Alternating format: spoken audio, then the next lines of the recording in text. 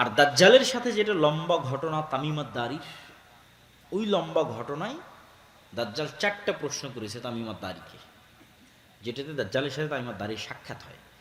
এটাও আমাদের জন্য একটা প্রমাণ বহন করে যে দাজ্জালের সাথে সাক্ষাৎ সম্ভব। দাজ্জালের সাথে সাক্ষাৎ সম্ভব।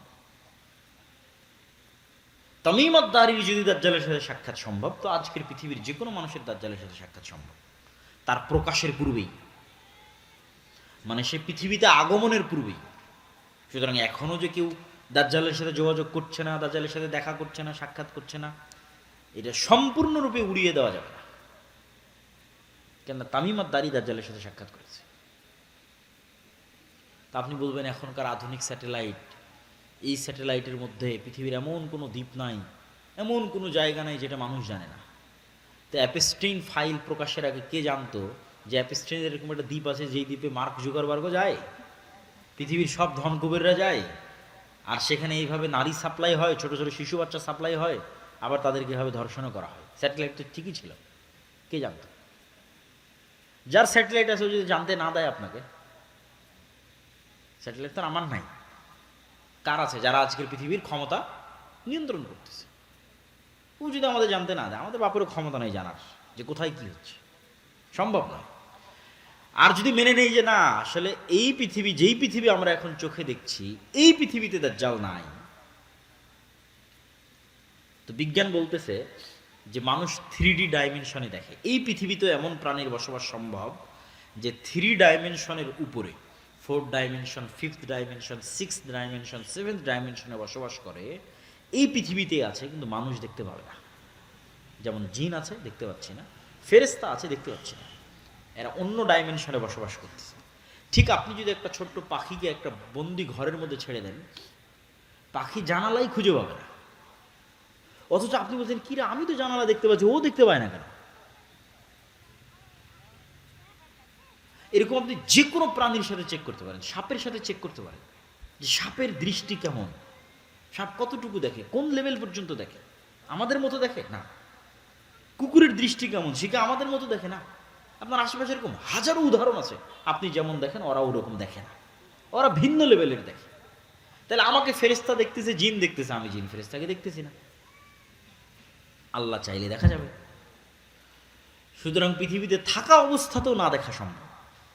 আবার পৃথিবীতে থাকা অবস্থায় অন্যরা দেখতেছে, আছে, আমাকে দেখতে দেওয়া হচ্ছে না, যেটা আগেরটা বললাম, সেটাও সম্ভব। আমাকে জানতে দেওয়া হচ্ছে না, সেটাও সম্ভব। এবং দাজ্জালের প্রকাশের পূর্বে তার সাথে সাক্ষাৎও সম্ভব। তো তামিমাত দারির হাদিসে তামিমাত দারিকে জিজ্ঞেস করছে দাজ্জাল আরবের লোকজনকে 4টা জিনিসের কথা বলছে। বহাইরা তাবারিয়ার কথা বলো, আইনে জোগারের কথা বলো, নাখাল বাইসানের কথা বলো, আর নবী আল উম্মির কথা বলো। এই বহাইরা তাবারিয়া হচ্ছে সি অফ গ্যালিলি, যেটা আজকের ইসরায়েলের সীমানার মধ্যে পড়ে। এই নাখাল বাইসান হচ্ছে ইসরায়েলের একটা শহর, বাইত শিয়ান, যেটাও আজকে ইসরায়েলের সীমানার মধ্যে পড়ে। আর আইনে জোগার হচ্ছে জর্ডানের যে ডেড সি আছে, মৃত সাগর আছে, যেখানে লূত আল ইসলামের কওমকে ধসিয়ে দেওয়া হয়েছিল, এই ডেড সির পার্শ্ববর্তী একটা ঝর্ণা বা কুয়া। আর এই 3টে জায়গায় 50 কিলোমিটারের মধ্যে হবে, এখান থেকে 50 কিলোমিটার আশপাশে। 2টা ইসরায়েলের সীমানার মধ্যে, আর একটা ইসরায়েলের সীমানা লাগানো। আর এই 3টে জায়গায় আবার ইহুদি খ্রিস্টানদের বাইবেল এবং তাওরাতে বর্ণিত বিভিন্ন কারণে পবিত্র।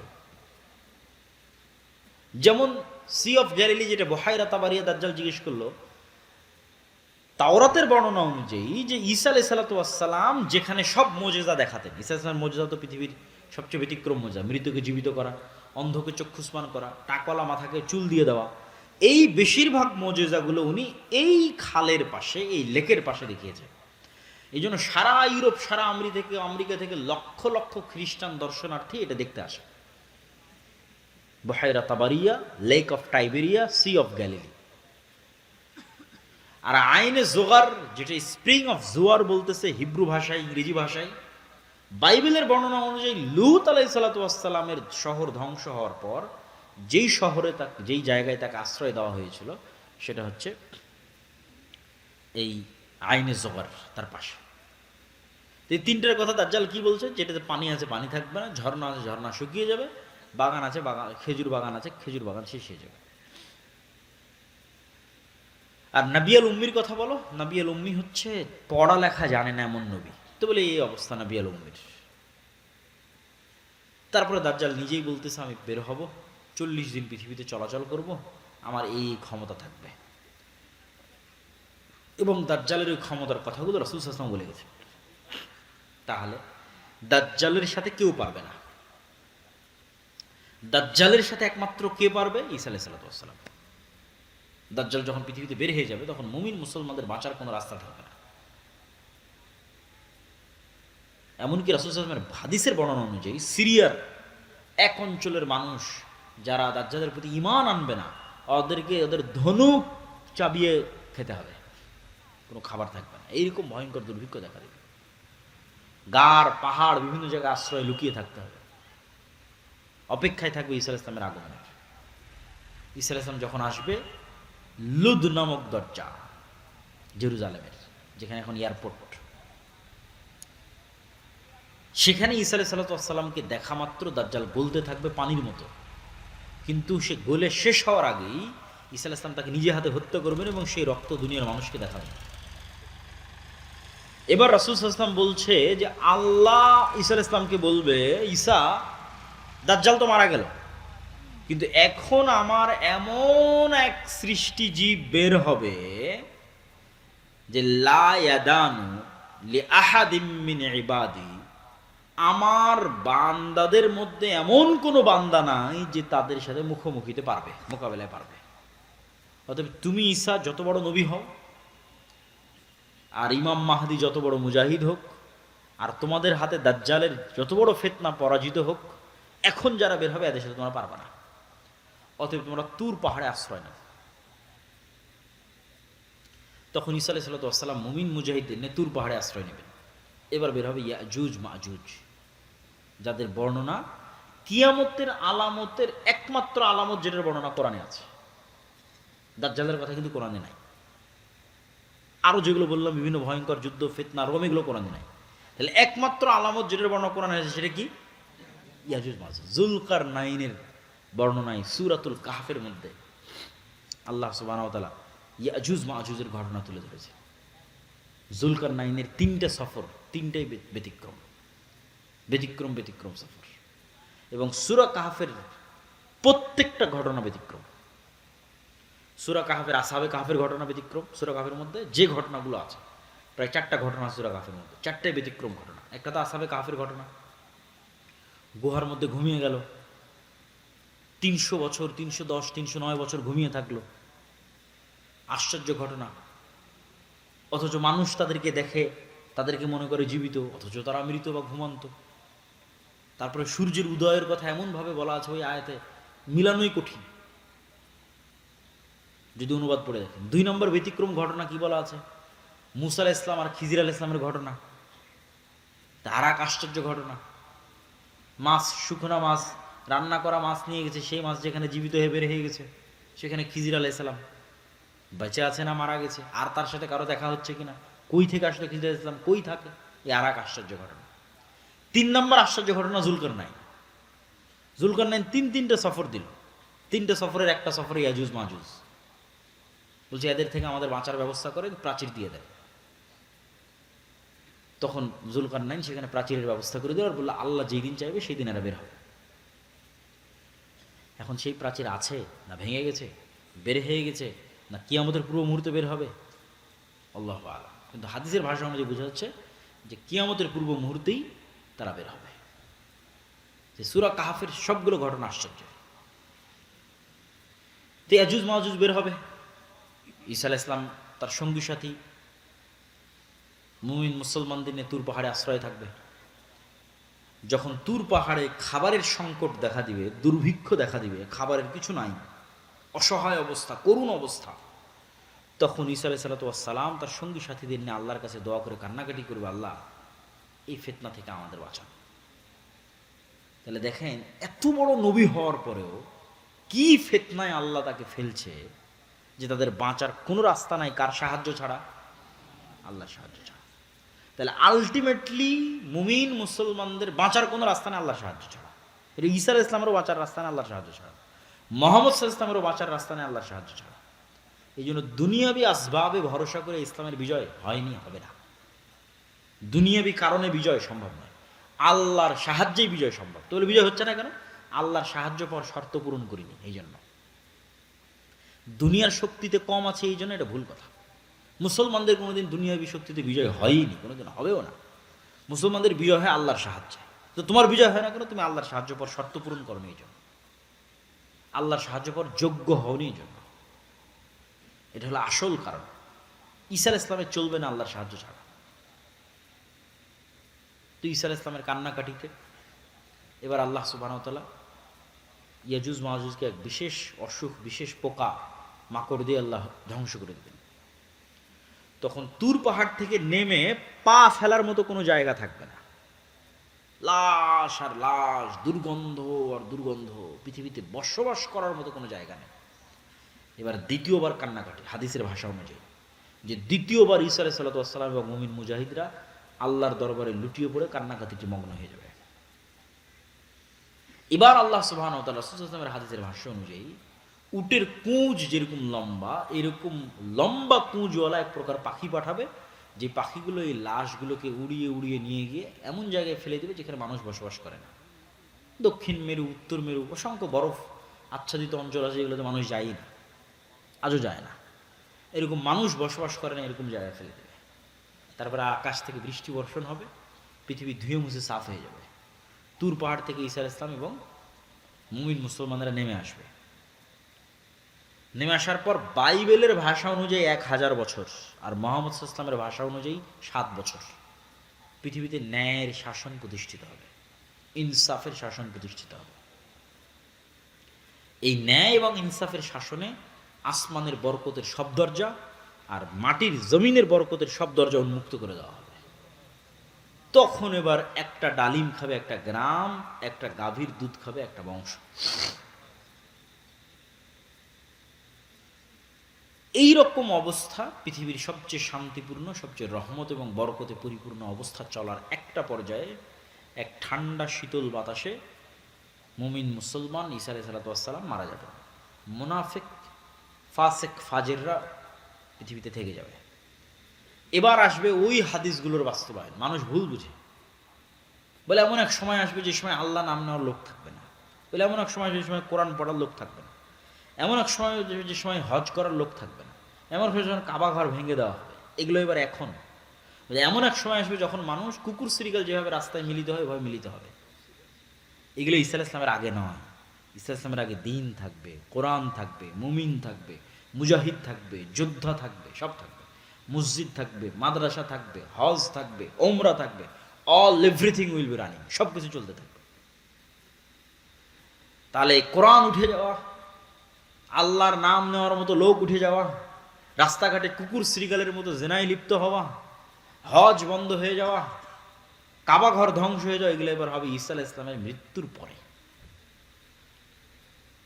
তখন এই ফাসেক, ফাজের, কাফেরদের উপরে এবার ফাইনাল কিয়ামত, যেটা ওই ফাইনাল কিয়ামত সংগঠিত হবে, যেটাতে বলা আছে যে আল্লাহ সুবহানাহু ওয়া তাআলা ইজা সামাউ শাক্কাত, ইজা সামাউ ফাতারাত, ওয়া ইদাল কাওয়াকিবু ইনতাফারাত, ওয়া ইদাল বিহারু ফুজ্জিরাত, যখন আসমান ফেটে চৌচির হয়ে যাবে। আল কারিআতু মাল কারিআহ ওয়া মা আদরাকা মাল কারিআহ ইয়াওমা ইয়াকুনুন নাসু কাল ফারাশিল মাবথুথ ওয়া তাকুনুল জিবালু কাল ইহনিল মানফুশ। পাহাড়, হিমালয় পাহাড় হবে আকাশে উড়ন্ত ধুলিত ধ্বনিত তুলা, আর মানুষ হবে পঙ্গপালের ন্যায়। সূর্যর, চন্দ্র, নক্ষত্র চূর্ণ বিচূর্ণ বিদীর্ণ হয়ে পড়ে যাবে। ফাইনাল কিয়ামত। প্রিয় উপস্থিতি, এই পুরো আলোচনার সারমর্ম বা আমাদের শিক্ষা বা আমাদের করণীয় কি? আমাদের শিক্ষা, আমাদের করণীয় হচ্ছে যে আমরা শেষ সময়ে বসবাস করতেছি, এই কথাই ঠিক। যদি আরো 5000 বছর পরও কিয়ামত হয় তবুও আমরা শেষ সময়ে, যদি আরো 500 বছর পরও কিয়ামত হয় তবুও আমরা শেষ সময়ে। কেন? কিয়ামতের সবচেয়ে বড় আলামত মুহাম্মদ সাল্লাল্লাহু আলাইহি ওয়াসাল্লাম মৃত্যু হয়ে গেছে, আর অসংখ্য ছোট ছোট আলামত চোখে দেখতেছি। আল্লাহ নবী বলছেন ইয়াতাতাওয়ালুনা ফিল বুনিয়ান, উঁচু উঁচু বিল্ডিং বানানোতে প্রতিযোগিতা করবে। তো উঁচু বিল্ডিং বানানোর কল্পনা কিভাবে আসতে পারে যে উঁচু বিল্ডিং দেখেনি চোখে, অথচ বলছে উঁচু বিল্ডিং নিয়ে প্রতিযোগিতা করবে। তো হয়ে গেছে উঁচু উঁচু বিল্ডিং নিয়ে প্রতিযোগিতা। যে রাসূল সাল্লাল্লাহু আলাইহি ওয়াসাল্লামের হাদিসগুলো দেখলে বোঝা যায় যে না দেখে যে জিনিসগুলোর বর্ণনা রাসূল সাল্লাল্লাহু আলাইহি ওয়াসাল্লাম দিয়েছেন সেগুলো আমরা নিজেরা বাস্তবে সচক্ষে দেখতেছি। তো এগুলোই কিয়ামতের আলামতের জন্য যথেষ্ট। তা আমাদের আজকের আলোচনার সারমর্ম কি? আমাদের দুটো জিনিস লাগবে, তাহলে আমরা পৃথিবীতে ফিতনা মুক্ত অবস্থায় বিদায় নিতে পারব। এক নাম্বার বলেছি, পরকালের প্রতি অগাধ বিশ্বাস। আপনার প্রত্যেক কাজের পিছনে মূল উদ্দেশ্য থাকবে জান্নাতে যাওয়া। ওইটা সফল হলে আপনি আসল সফল। দুনিয়াতে সফল নয়, দুনিয়াতে সফল নয়। দুনিয়াতে আপনি সবসময় জিতবেন, সবসময় আপনার কাছে ক্ষমতা থাকবে না, তাহলে দাজ্জালের ফিতনা আল্লাহ দিত না। তখন মুমিন মুসলমানদের হাতে কোনোই ক্ষমতা থাকবে না, সব ক্ষমতা দাজ্জালের হাতে। আর আপনি কি, আপনাকে ঈমান নিয়ে বাঁচতে হবে, এটাই সফলতা। ঈমান নিয়ে বাঁচাটাই সফলতা। তাহলে ঈমান নিয়ে বাঁচার জন্য আমি বলেছি দুটো জিনিস লাগবে। এক, পরকালের প্রতি অগাধ আস্থা ও বিশ্বাস, পরকালকে দেখতে পেতে হবে। মৃত্যু পরবর্তী জীবন হচ্ছে বাস্তব জীবন। অমাল হায়াতুদ দুনিয়া ইল্লা লাইবুন ওয়া লাহু, এই দুনিয়ার জীবনের কোনো দাম নাই, এটা খেলতামাশা মাত্র। প্রকৃত জীবন কি? লাহিয়াল হায়াওয়ান, আল্লাহ কোরআনে বলেছে পরকালই জীবন। পরকালই জীবন, দুনিয়ার জীবন নয়। তাহলে পরকালের যে জীবনটা, ওই জীবনটা হচ্ছে প্রকৃত জীবন, বাস্তব জীবন। এই জীবন নয়। আর এক আয়াতে আল্লাহ সুবহানাহু ওয়া তাআলা বলছেন পরকাল হচ্ছে খায়রুন ওয়া আবকা, সর্বোত্তম, চিরস্থায়ী, পার্মানেন্ট। তাহলে ক্ষণস্থায়ী এই দুনিয়াতে সফলতা কি? পরকালের প্রতি অগাধ আস্থা রাখা। দুই নাম্বার, দুনিয়া বিসর্জন দেওয়ার সক্ষমতা। যেটা আমি বাক্য শুরু করেছি যে 1 টাকার প্রতি যদি আপনার অবৈধ লোভ থাকে, আপনি দাজ্জালের ফিতনা থেকে বাঁচতে পারবেন না। আপনি ঈমান বিক্রি করে দিবেন, ঈমান বিসর্জন দিয়ে দিবেন। যার ন্যূনতম দুনিয়ার প্রতি লোভ নাই, পরিপূর্ণরূপে দুনিয়া বিসর্জন দেওয়ার মানসিকতা আছে, যে কোনো বিপদ আপদে কঠোর থেকে কঠোর ধৈর্য ধারণের মানসিকতা আছে, ইস্তেকামাত আছে, এই মানুষগুলো ঈমান থেকে নিয়ে পৃথিবী থেকে বিদায় নিতে পারবে। দুইটা জরুরি কাজ বলে বক্তব্য শেষ করব। ইব্রাহিম আলাইহিসসালাতু ওয়াসসালাম তার পরবর্তী বংশধরের জন্য দুইটা বিষয়ের দোয়া করেছেন আল্লাহ সুবহানাহু ওয়া তাআলার কাছে। রব্বি জাআল হাযাল বালাদা আমিনা ওয়াজনুবনি ওয়া বানিয়া আন না'বুদাল আসনাম। আল্লাহ মক্কা শহরকে নিরাপদ করে দাও, আমার পরবর্তী বংশধর কেউ যেন মূর্তি পূজক না হয়, শিরক না করে। শিরক ভয়াবহ। তাহলে এক নাম্বার, ইব্রাহিম আলাইহিস সালাম আল্লাহর কাছে চাচ্ছেন তার পরবর্তী বংশধরের জন্য, মানে স্পেশাল কিছুই চাচ্ছে যেটা আল্লাহ তাকে দিবে। একে, মক্কা শহরকে নিরাপদ করে দেন। দুই, আমার পরবর্তী বংশধরের জন্য শিরিক না করে। তিন, রব্বি জাআলনি মুকিমাস সালাহ ওয়া মিন যুররিয়াতি, আমার পরবর্তী বংশধর। তাহলে 5 ওয়াক্ত সালাতের উপর প্রতিষ্ঠিত থাকা এবং ঈমানের উপর প্রতিষ্ঠিত থাকা, এটাই মুসলমানের বাঁচার রাস্তা। কি খেলো, কি পড়লো, কি পেলো, ওটা না, ঈমানের উপর আছে, 5 ওয়াক্ত সালাত আদায় করছে, সফল। আর ইহকাল সফল, পরকাল সফল। আল্লাহ সুবহানাহু ওয়া তাআলা আমাদের সকলকে ঈমানের উপর মজবুত হওয়ার এবং 5 ওয়াক্ত সালাতের উপর অটল থাকার তৌফিক দান করুক, আল্লাহুম্মা আমিন। দাজ্জাল এবং ইমাম মাহদী বিষয়ে আপনার বিশ্বাস কি হবে? আপনি ইমাম মাহদীর সৈনিক হওয়ার আগ্রহী হবেন, না দাজ্জালের ফিতনা থেকে বাঁচার জন্য আল্লাহর কাছে দোয়া করবেন? কোনটা? দাজ্জালের ফিতনা থেকে বাঁচার জন্য আল্লাহর কাছে দোয়া করবেন, আল্লাহুম্মা আউযু বিকা মিন ফিতনাতিল মাসিহিদ দাজ্জাল। আল্লাহ, এই দাজ্জাল আসার পূর্বে যেন আমি ঈমান থেকে, দুনিয়া থেকে বিদায় নিতে পারি, বলেন আল্লাহুম্মা আমিন। তাহলে মুহাম্মদ সাল্লাল্লাহু আলাইহি ওয়াসাল্লামের পৃথিবীতে আগমন এবং পৃথিবী থেকে মুহাম্মদ সাল্লাল্লাহু আলাইহি ওয়াসাল্লামের বিদায়, এটা কিয়ামতের অনেক বড় একটা আলামত। এই আলামতি পার হওয়া হয়ে গেছে 1400 বছর। দাজ্জাল পৃথিবীতে যে কোনো মুহূর্তে বের হয়ে যেতে পারে, এটার প্রমাণ কি? স্বয়ং রাসূল সাল্লাল্লাহু আলাইহি ওয়াসাল্লামের জীবদ্দশাতে ইবনে সাইয়াদ নামে একজন ব্যক্তি, শেখ আব্দুর রাজ্জাক বিন ইউসুফের মরণ একদিন আসবেই বইয়ে বিস্তারিত আলোচনা করা আছে। ইবনে সাইয়াদ নামে একজন ব্যক্তি, সে ইহুদি, তাকে সাহাবীরা সন্দেহ করলো যে দাজ্জাল। তো আল্লাহর নবী উড়িয়ে দিলেন না যে না, এ দাজ্জাল নয়। তাহলে আল্লাহর নবী আশঙ্কা করতেন যে তার জীবদ্দশা তো দাজ্জাল চলে আসতে পারে। ওমর রাদিয়াল্লাহু তাআলা আনহু যখন তাকে হত্যা করতে চাইলেন, তখন রাসূল সাল্লাল্লাহু আলাইহি ওয়াসাল্লাম বললেন, এ যদি দাজ্জাল না হয় তো নিরপরাধ মানুষকে হত্যা কেন করবা? আর এ যদি দাজ্জাল হয় তাহলে তাকদীরের লিখন হচ্ছে একে হত্যা করবে। ঈসা আলাইহিস সালাম তুমি তো নও। কিন্তু উনি তো সহজ ভাষায় বলতে পারতেন, আরে ওমর, এ দাজ্জাল নয়, কি দরকার একে হত্যা করে, দাজ্জাল নয়, এটা বলেনি। মানে এ যদি দাজ্জাল না হয় নিরপরাধ মানুষকে কেন হত্যা করবা? যদি দাজ্জাল হয়, মানে সম্ভাবনা আছে, যদি দাজ্জাল হয় কে হত্যা করবে? তাহলে আজ থেকে 1400 বছর আগে মুহাম্মদ সাল্লাল্লাহু আলাইহি ওয়াসাল্লাম আশঙ্কা করতেন যে কোনো মুহূর্তে দাজ্জাল বের হয়ে যেতে পারে। তাহলে যে কোনো মুহূর্তে দাজ্জাল বের হয়ে যেতে পারে, এটার সম্ভাবনা আছে। এটা অস্বাভাবিক এবং অলৌকিক কোনো ঘটনা নয়, পৃথিবীর সব নবী রাসূল বলে গেছে। তো কিয়ামতের পূর্ব মুহূর্তে যে ঘটনাগুলো সংঘটিত হবে, এগুলো সম্পর্কে অনেক কানাঘোষা, অনেক ভুল ব্যাখ্যা, অনেক বিভ্রান্তিকর ব্যাখ্যা, সময় উল্লেখ করা, একটাকে আরেকটার সাথে লাগানো, এগুলো এই যুগে এসে প্রচুর পরিমাণে হচ্ছে। এই জন্য আমাদের সঠিক হাদিস জানা যেমন দরকার, সঠিক ব্যাখ্যা জানাও তেমন দরকার। আর এই বিষয়ে সংক্ষিপ্ত আলোচনা করার কারণ হচ্ছে যে কোরআন এবং হাদিসে দাজ্জালের কথা আছে, শেষ জামানার যুদ্ধের কথা আছে, কিন্তু আধুনিক বিশ্বে কখনো এই কথা এভাবে আলোচিত হয়নি।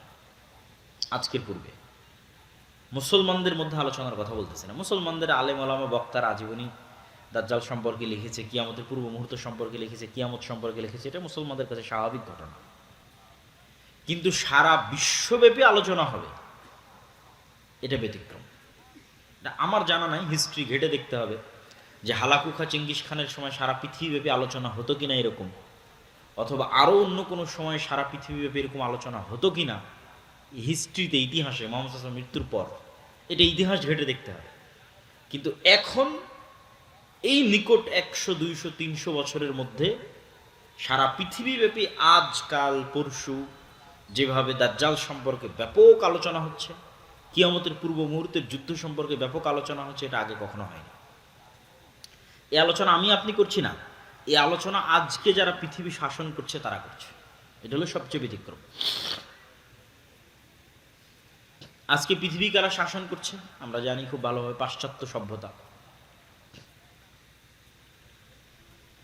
তো আমেরিকার সেনাবাহিনীর 200-র অধিক সৈন্য সাক্ষী দিয়েছে, বিস্তারিত বাংলাদেশের প্রথম আলোতে রিপোর্ট হয়েছে যে আমেরিকা ইসরায়েল ইরান যুদ্ধ দাজ্জাল তত্ত্বে মরানো, হেডিং এবং ডিটেইলস, ওখানে অনেক ডকুমেন্টস তুলে ধরা আছে এগুলোর উপর। এমনি ইন্টারন্যাশনালি তো অনেক জায়গায় আলোচনা হচ্ছে।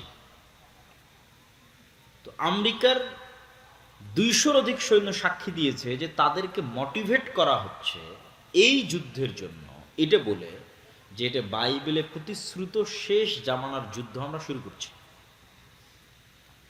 বাইবেলে শেষ জামানার যুদ্ধকে বলা আছে আরমাগেড্ডন। এটা ইসরায়েলের একটা পাহাড়ের নামে নামকরণ করা। আমরা সেই শেষ জামানার যুদ্ধ শুরু করছি, এই মর্মে আমেরিকার সেনাবাহিনীরা সাক্ষ্য দিচ্ছে। কেন শেষ জামানার যুদ্ধ শুরু করতেছে? খ্রিস্টানদের মধ্যে একদল খ্রিস্টান আছে, জায়নিস্ট খ্রিস্টান, ইভ্যাঞ্জেলিক্যাল খ্রিস্টিয়ান। দেখেন, খ্রিস্টান এবং ইহুদিদের মধ্যে যে শত্রুতা, এটা আমাদের চেয়ে বেশি। স্পেনে মুসলমানেরা ইহুদিদের আশ্রয় দিয়েছে, আর খ্রিস্টানরা ধরে ধরে ইহুদিদের হত্যা করত। কেন শত্রুতা বেশি? আপনি চিন্তা করেন যে কোনো একটা জাতি আমাদের নবী মুহাম্মদ সাল্লাল্লাহু আলাইহি ওয়াসাল্লামকে হত্যা করেছে, আমি বিশ্বাস করি ও আমার নবীকে হত্যা করেছে, সে বিশ্বাস করে ওর নবী অবৈধ, মানে জারদ সন্তান, নাউজুবিল্লাহ মিন যালিক। তাহলে ওদের মধ্যে কি পরিমাণ শত্রুতা হতে পারে? খ্রিস্টানরা বিশ্বাস করে ইহুদিরা আমাদের নবীকে হত্যা করেছে, আর ইহুদিরা বিশ্বাস করে মারিয়াম আলাইহিস সালাতু ওয়াস সালাম ব্যভিচারিণী আর তার সন্তান ঈসা আলাইহিস সালাতু ওয়াস সালাম জারদ সন্তান, নাউজুবিল্লাহ মিন যালিক। তাহলে আমাদের সাথে তাদের শত্রুতা হবে না ইহুদি খ্রিস্টানদের ওদের মধ্যে বেশি শত্রুতা হবে? ওদের মধ্যে বেশি শত্রুতা। সেখানে আজকে তারা এরকম বন্ধু হয়ে গেল, এটা তো অসম্ভব। পৃথিবীর ইতিহাসে কোনোদিন হয়নি, এখনকার পূর্বে পৃথিবীর ইতিহাসে কোনোদিন হয়নি। হিটলার 60 লক্ষ ইহুদিকে হত্যা করেছে, হিটলার খ্রিস্টান। তো এটা হওয়ার পিছনে যেই বিশ্লেষণগুলো তুলে ধরা আছে সেই বিশ্লেষণ হচ্ছে বাইবেলের প্রতিশ্রুতি অনুযায়ী ঈসা আলাইহিস সালাতু ওয়াস সালাম পুনরায় পৃথিবীতে আসবে, তথা খ্রিস্টানদের বিশ্বাস অনুযায়ী ঈসা আলাইহিস সালাম পুনরায় পৃথিবীতে আসবেন, মারা গেছেন কিন্তু আবার আল্লাহ তাকে পাঠাবেন। আর মুসলমানদের বিশ্বাস অনুযায়ী তিনি মারাই যাননি, তাকে জীবিত অবস্থায় উঠানো হয়েছে, তিনি আবার পৃথিবীতে আসবেন। সমস্যা হচ্ছে খ্রিস্টানরা বিশ্বাস করে যে ঈসা আলাইহিস সালাতু ওয়াস সালাম তখনই পৃথিবীতে আসবেন যখন ইহুদিদের মাসিহা আসবে। আমাদের মাসিহা তখন আসবে যখন ইহুদিদের মাসিহা আসবে। তাহলে মাসিহা সবার, মুসলমানেরাও মাসিহার অপেক্ষায়, মাসিহের অপেক্ষায়, খ্রিস্টানেরাও মাসিহের অপেক্ষায়, ইহুদিরাও মাসিহের অপেক্ষায়। তাহলে ইহুদিদের মাসিহকে, খ্রিস্টানদের মাসিহকে, মুসলমানদের মাসিহকে। মাসিহ মানে বিপদ থেকে উদ্ধারকারী। এই জন্য দাজ্জালের নামও মাসিহ দাজ্জাল, ঈসা আলাইহিস সালামের নামও ঈসা মাসিহ। তাহলে মাসিহুদ দাজ্জাল, ঈসা মাসিহ, দুইজনই মাসিহ, বিপদ থেকে উদ্ধারকারী। এখন খ্রিস্টানদের দাবি হচ্ছে যতক্ষণ ইহুদিদের মাসিহ না আসছে ততক্ষণ আমাদের মাসিহ আসবে না। ইহুদিদের মাসিহ হচ্ছে মাসিহুদ দাজ্জাল। তাহলে ইহুদিদের মাসিহ, মাসিহুদ দাজ্জাল যতক্ষণ না আসবে ততক্ষণ খ্রিস্টানদের মাসিহ ঈসা মাসিহ পৃথিবীতে আসবে না। এবার তাহলে পরের পয়েন্টে চলে আসি, ইহুদিদের মাসিহ, মাসিহুদ দাজ্জাল কখন আসবে? খ্রিস্টানদের বিশ্বাস হচ্ছে ততক্ষণ ইহুদিদের মাসিহ, মাসিহুদ দাজ্জাল আসবে না যতক্ষণ না আমরা ইহুদিদেরকে জেরুজালেমে বসবাসের ব্যবস্থা না করে দিতে পারবো। পৃথিবীর সব ইহুদিদেরকে যেই দিন আমরা জেরুজালেমে বসবাসের ব্যবস্থা করে দিতে পারবো, ইহুদিরা যেই দিন মসজিদে আকসা ভেঙ্গে এখানে হাইকালে সুলাইমানির উপর থার্ড টেম্পল তৈরি করবে, সেই দিন মাসিহুদ দাজ্জাল আসবে। আর যখন মাসিহুদ দাজ্জাল আসবে তখন আমাদের ঈসা মাসিহ আসবে।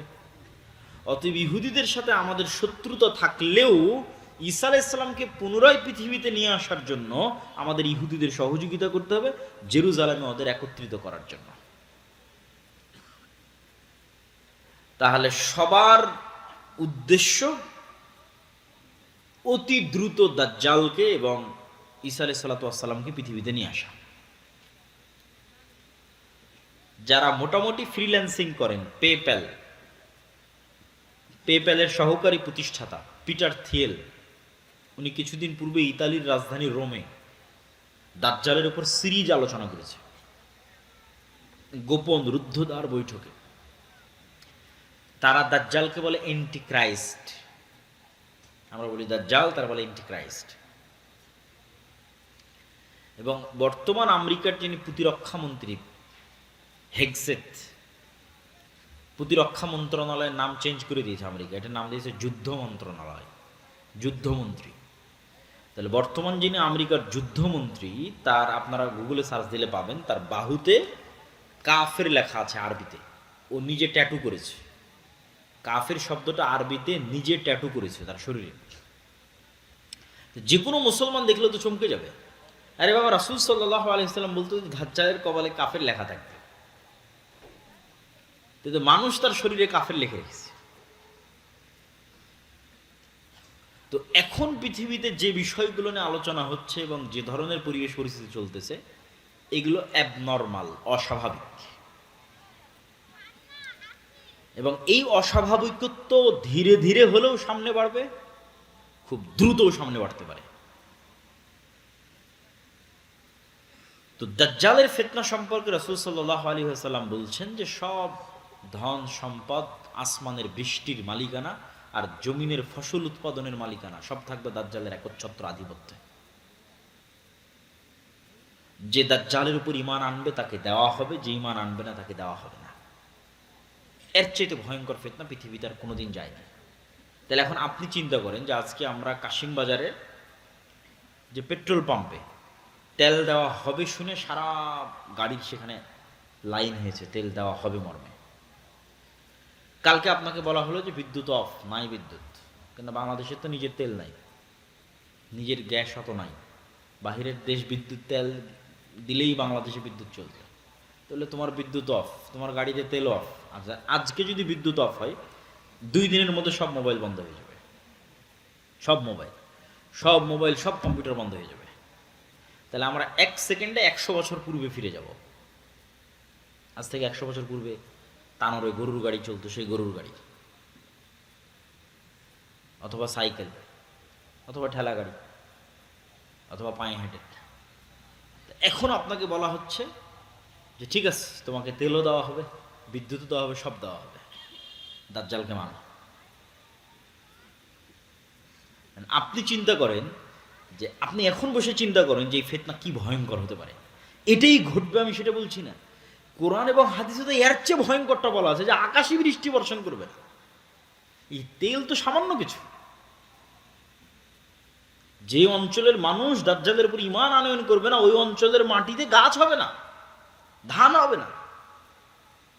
জমিন দাজ্জালের কথা শুনে উৎপাদন বন্ধ করে দিবে, আসমান দাজ্জালের কথা শুনে বৃষ্টি বর্ষণ বন্ধ করে দিবে। এই ক্ষমতা আল্লাহই দাজ্জালকে দিবে।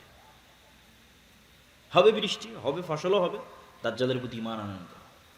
তো এখন আপনি চিন্তা করেন, যার ন্যূনতম অবৈধ সম্পদের উপর লোভ আছে এবং যার পরকালের উপর অগাধ আস্থা ও ইয়াকিন নাই, সে কি ফিতনা থেকে বাঁচতে পারবে? কোনো সুযোগ নেই।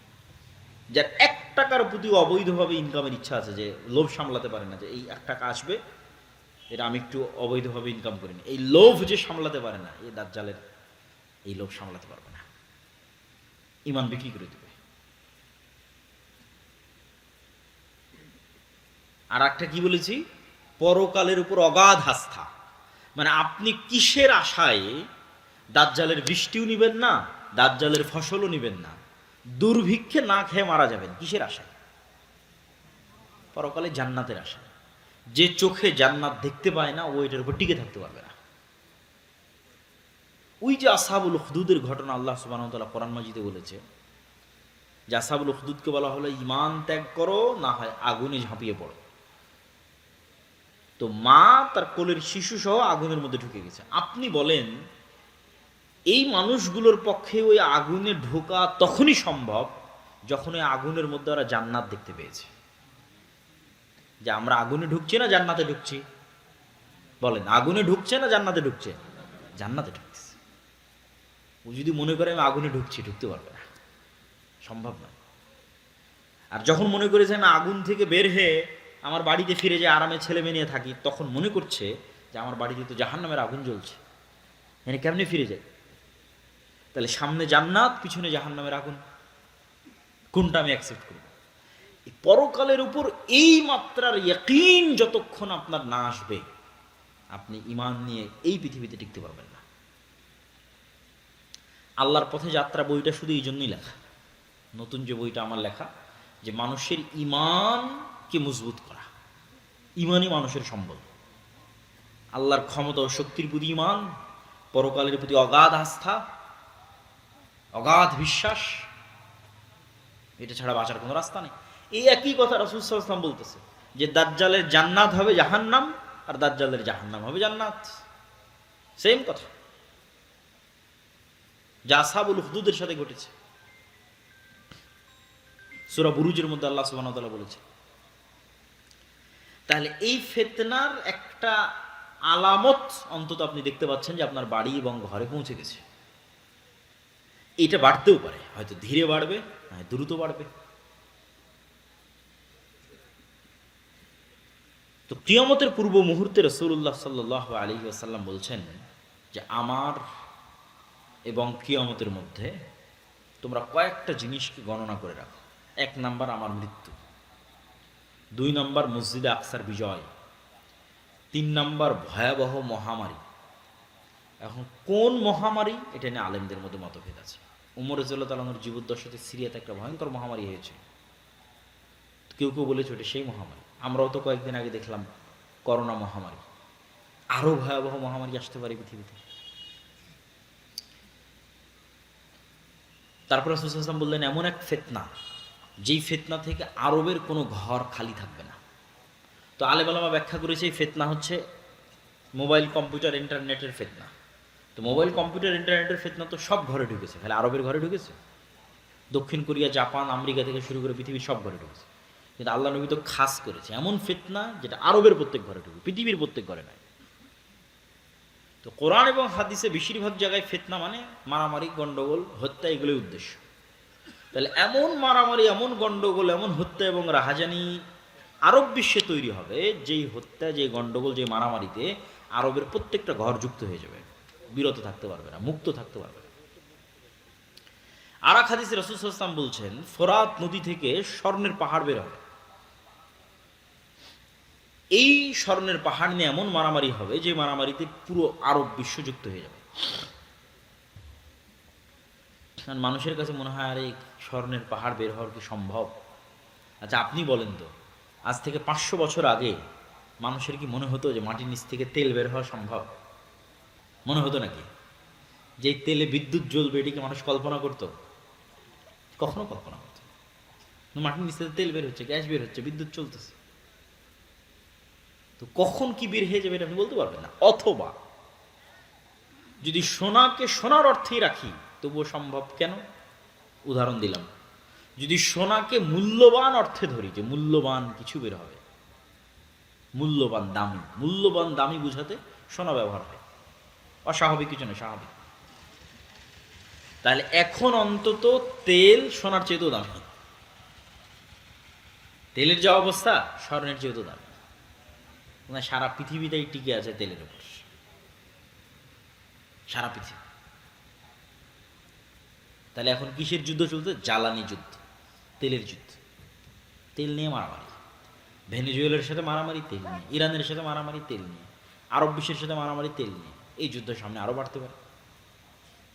তো রাসূল সাল্লাল্লাহু আলাইহি ওয়াসাল্লাম আরব বিশ্বে এরকম এক ভয়াবহ ফিতনার কথা বলে গেছেন, যেই ফিতনায় আরবের প্রত্যেক ঘর যুক্ত হবে। এই সেই ফিতনা নয়, আরবের প্রত্যেক ঘর ওই ফিতনায় যুক্ত হবে, ওই মারামারি, ওই গন্ডগোলে, কাটাকাটির সাথে যুক্ত হবে। তারপরে কি? একের পর এক আল্লাহ নবী গণাচ্ছে। এরপরে এই ফিতনার পরে আরবের প্রত্যেক ঘর যেই ফিতনায় যুক্ত হয়ে যাবে, এই ফিতনার পরে হুদনাতুন বাইনাকুম ওয়া বাইনার রোম, তোমাদের সাথে রোমানদের চুক্তি হবে। তো রাসূল সাল্লাল্লাহু আলাইহি ওয়াসাল্লাম যখন রোম শব্দ উচ্চারণ করছেন, তখন রোম হচ্ছে আজকের তুরস্ক। আজকের তুরস্কের রাজধানী ইস্তাম্বুল, যাকে ইংরেজিতে বলে কনস্টান্টিনোপল। সেখানে বাইজেন্টাইন রোমান এম্পায়ার ছিল অর্থোডক্স খ্রিস্টানদের, যে অর্থোডক্স খ্রিস্টানরা এখন রাশিয়ায় আছে। আর যদি রোমান মানে সব খ্রিস্টানদের ধরি, তাহলে ইউরোপ আমেরিকার খ্রিস্টানও আসতে পারে। আল্লাহ সুবহানাহু ওয়া তাআলা ভালো জানে এই হাদিস কিভাবে বাস্তবায়িত হবে, কারা উদ্দেশ্য। তো মুসলমানদের সাথে রোমান খ্রিস্টানদের চুক্তি হবে। চুক্তি হয়ে মুসলমান এবং রোমান খ্রিস্টানেরা তৃতীয় আর এক পক্ষের বিরুদ্ধে যুদ্ধ করবে। এই তৃতীয় পক্ষকে আল্লাহু আ'লাম। এই তৃতীয় পক্ষ ইহুদিরাও হতে পারে, হিন্দুরাও হতে পারে, বৌদ্ধরাও হতে পারে, অথবা রোমান দ্বারা যদি অর্থোডক্স খ্রিস্টান উদ্দেশ্য হয় তাহলে ক্যাথলিক ইউরোপ আমেরিকার খ্রিস্টানরা হতে পারে, অথবা রোমান দ্বারা যদি ইতালির রোম উদ্দেশ্য হয়, যেখান থেকে ইউরোপ উদ্দেশ্য হবে, তাহলে আমেরিকা, ইসরায়েল হতে পারে, রাশিয়া হতে পারে। তৃতীয় আর এক পক্ষের বিরুদ্ধে যুদ্ধ হবে।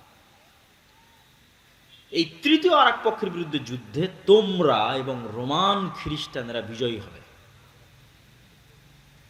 বিজয়ী হওয়ার পর কেউ একজন ক্রুশকে উঁচিয়ে ধরে বলবে যে এই ক্রুশের কারণে, যে ক্রস চিহ্ন পাদ্রীদের গলায় থাকে, এইটার কারণে আমরা বিজয়ী হয়েছি। তখন এক মুসলমান উঠে ক্রসটা ভেঙে দেবে, যে আল্লাহর সাহায্যে আমরা বিজয় হয়েছি।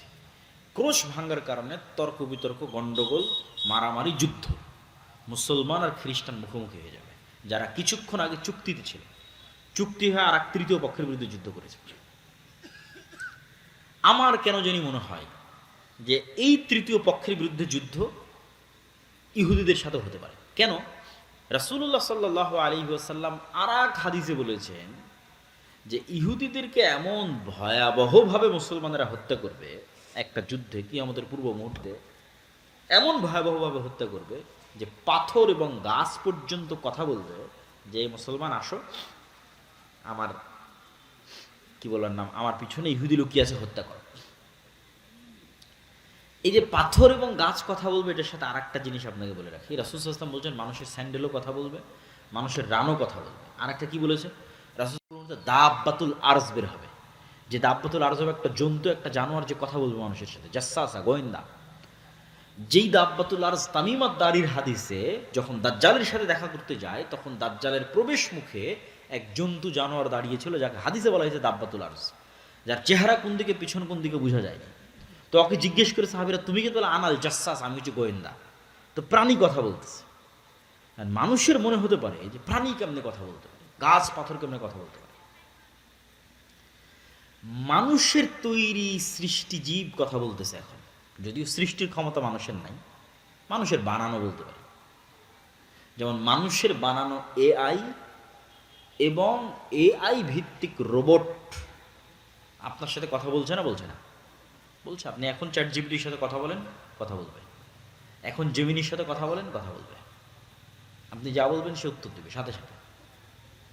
এই এআই তো পৃথিবীকে, যেমন ইন্টারনেট পৃথিবীকে চেঞ্জ করে দিয়েছে, সামাজিক যোগাযোগ মাধ্যম পৃথিবীকে চেঞ্জ করে দিয়েছে, বিদ্যুৎ পৃথিবীকে চেঞ্জ করে দিয়েছে, এআই পৃথিবীকে চেঞ্জ করে দিচ্ছে।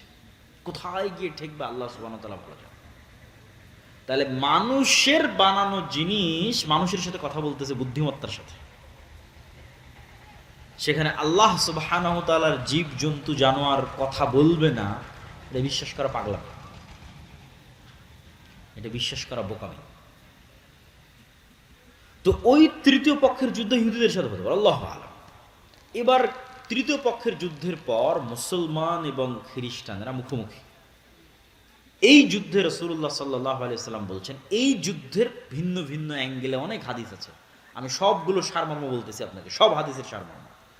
রাসূল সাল্লাল্লাহু আলাইহি ওয়াসাল্লাম আর এক হাদিসে বলতেছেন, ততদিন পর্যন্ত কিয়ামত হবে না যতদিন না আমার উম্মত রোমানদের বিরুদ্ধে যুদ্ধ করে আমাক এবং দাবেক নামক জায়গায়। এই জায়গা কোথায়? এই জায়গা হচ্ছে আজকের সিরিয়া, যেখানে তুরস্কের সীমান্তের সাথে মিলেছে। এখনকার সিরিয়ার সীমান্ত যেখানে তুরস্কের সীমান্তের সাথে মিলেছে, ইদলিব শহর, সেখানে এই নামে জায়গা আছে, বিশাল খোলা মাঠ, আমাক এবং দাবেক। ওই জায়গায় আমার উম্মত যতক্ষণ রোমান খ্রিস্টানদের বিরুদ্ধে যুদ্ধ না করছে ততদিন কিয়ামত হবে না। সেই দিন মুসলমানদের যুদ্ধের হেডকোয়ার্টার থাকবে দামেস্ক নগরীর গুতা নামক জায়গায়। এটা ওই যুদ্ধের কথাই বলা হচ্ছে, যেটা রোমানদের সাথে হবে। আর এক হাদিসে রাসূলুল্লাহ সাল্লাল্লাহু আলাইহি সাল্লাম বলছেন, ততদিন পর্যন্ত কিয়ামত হবে না যতদিন না আমার উম্মত বলেনি, ওখানে বলেছে ইসহাক আলাইহিস সালাতু ওয়াস সালামের বংশের ৭০,০০০ সদস্য এমন এক শহরের বিরুদ্ধে যুদ্ধ না করে, যেই শহরের এক পাশ সাগর এবং এক পাশ মাটি। তো আলেম ওলামা লিখেছে এই শহর হচ্ছে ইস্তাম্বুল, কুস্তুনতুনিয়া, কনস্টান্টিনোপল। তো আমার উম্মত যখন এই ইসহাক আলাইহিস সালামের বংশের ৭০,০০০ মানুষ যখন ওই শহর বিজয়ে যাবে, তখন তাদের তরবারি চালানো লাগবে না, গুলি করা লাগবে না। তারা বলবে লা ইলাহা ইল্লাল্লাহ আল্লাহু আকবার, এটাতে শহর বিজয় হয়ে যাবে। লা ইলাহা ইল্লাল্লাহ এবং আল্লাহু আকবার আওয়াজ দিয়ে শহর বিজয় হবে। আর এক হাদিসে রাসূল সাল্লাল্লাহু আলাইহি ওয়াসাল্লাম বলছেন, অচিরেই কিয়ামতের পূর্ব মুহূর্তে এমন এক ভয়াবহ যুদ্ধ হবে যেটাতে রোমান এবং মুসলমানেরা মুখোমুখি হবে, যেটাতে রোমানেরা ৮০টি পতাকার অধীনে একত্রিত হবে। প্রত্যেক পতাকার অধীনে ১২,০০০ করে সেনাবাহিনী থাকবে, প্রায় কাছাকাছি ১০ লক্ষ পদাতিক যোদ্ধা নিয়ে তারা মুখোমুখি হবে মুসলমানদের। এই যুদ্ধে আমার উম্মত ৩ ভাগে বিভক্ত হবে। এই যুদ্ধে অংশগ্রহণ করার জন্য মদিনা থেকে তৎকালীন বিশ্বের সর্বশ্রেষ্ঠ সন্তানেরা বের হয়ে আসবে।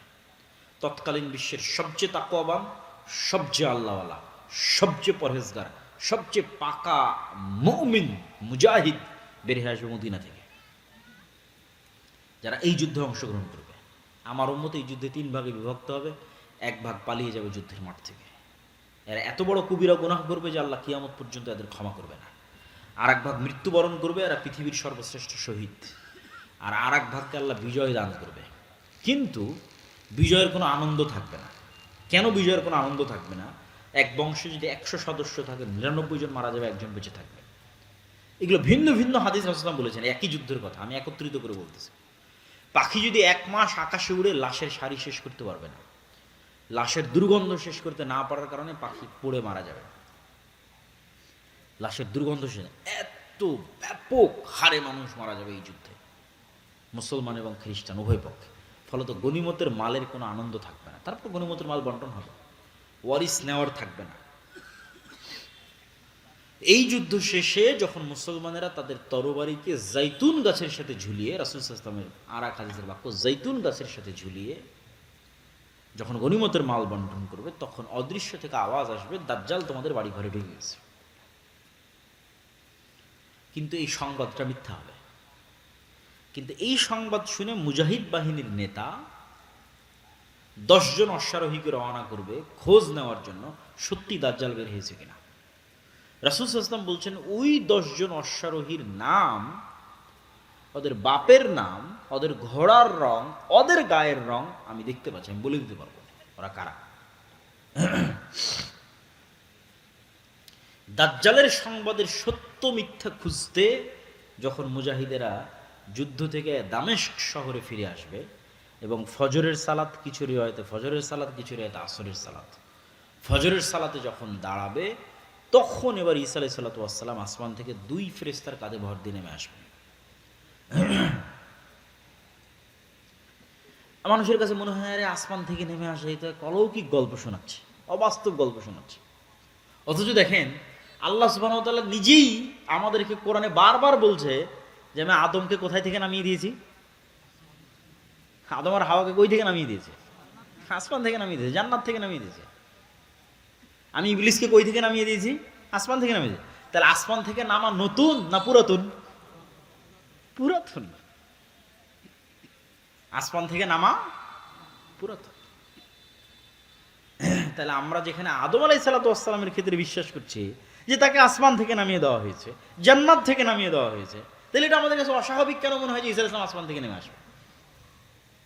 কিন্তু অস্বাভাবিক নয়, এই ঘটনা তো পৃথিবীতে আগেই ঘটেছে।